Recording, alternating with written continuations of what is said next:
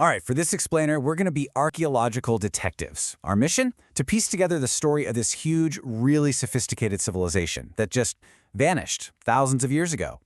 They left behind these incredible cities, but also one central, tantalizing mystery. And this, right here, is the heart of it all. The Harappans left behind the writing on thousands of little stone seals, on pottery, even on what looks like an ancient signboard. We can literally see what they wrote, but nobody on the entire planet can read it, not one single word. You know, this single fact, that the script is still a complete puzzle, is the biggest challenge for anyone trying to understand the Indus Valley. Just think about it for a second. Without their words, how can we possibly know what they thought, who their leaders were, or what their stories were? We have to let the stuff they left behind do all the talking. So, our investigation is going to kick off with the most common, but also the most mysterious piece of evidence they left for us, the Harappan seal. These small, beautifully carved stones are our doorway into their world. So who were these people, exactly? Well, the Harappan civilization was a legit Bronze Age powerhouse. They were flourishing at the very same time as ancient Egypt and Mesopotamia. All across what is now modern-day Pakistan and northwest India, they built some of the world's very first great cities. And for over 700 years, their society was just a marvel of innovation. Since the script is a dead end for now, our first big batch of clues has to come from the ground itself. We're talking about the ruins of their incredible planned cities, like the really famous site of Mohenjo-Daro. And let me tell you, these weren't just some random jumble of buildings. No way. Just look at this layout. Harappan cities were meticulously planned out, usually with two separate sections. You had the citadel, which was this high, fortified area for all the important public buildings, and then the much bigger lower town, which is where most of the people actually lived. And this, right here, is what made them absolute geniuses of urban planning. They didn't just build as they went along. They followed a clear blueprint.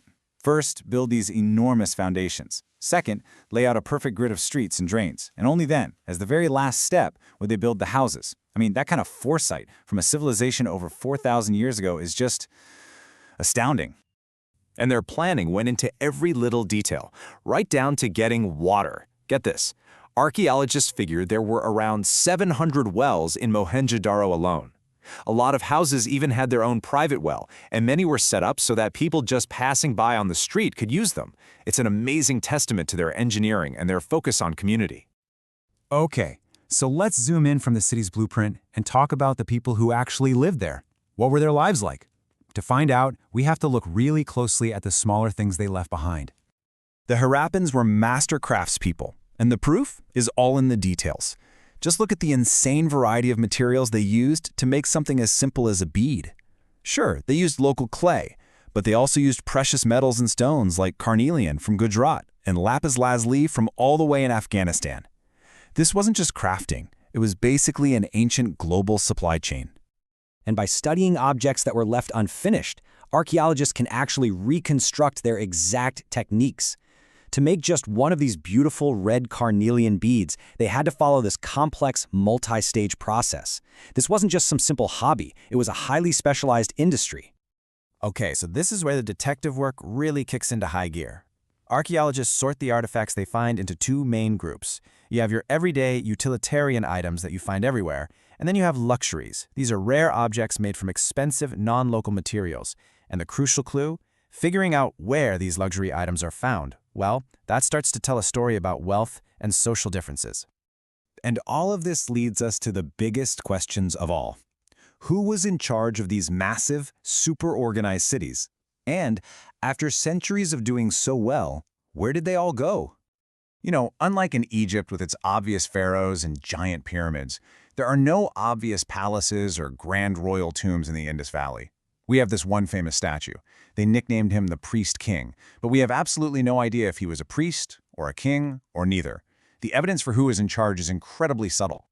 This whole puzzle has led archaeologists to three main competing theories. One, maybe they had no rulers at all, and it was a completely equal society. Two, maybe there were a bunch of different rulers, with each big city governing itself. But it's the third theory of a single state that is maybe the most compelling.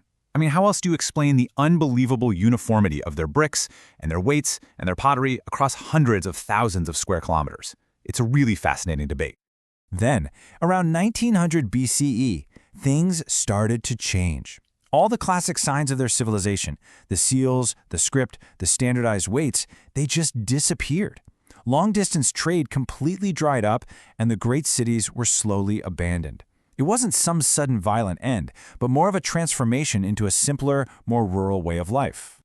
All right, so the final part of our story here is actually the story of the discovery itself. How did we even uncover this lost world, and what new things are we learning today? For decades, people completely misunderstood these ruins. It really wasn't until the 1920s that the world had this big aha moment and realized a civilization as old as Egypt's had existed in India. Since then, our detective methods have just kept getting better and better.